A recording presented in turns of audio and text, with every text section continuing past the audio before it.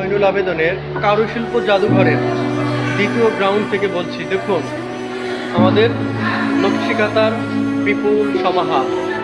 এই যে দেখুন জামদানির এক টুকরো, যে জামদানি নিয়ে এত হইচই রই রই রয়েছে, সেই জামদানি এখানে সংরক্ষিত রয়েছে।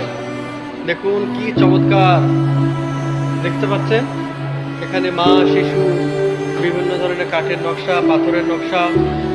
এখানে দেখুন সাপ,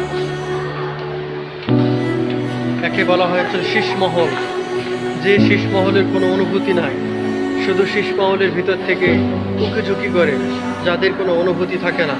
দেখতে পাচ্ছেন এখানে কতগুলো প্রাণী আছে।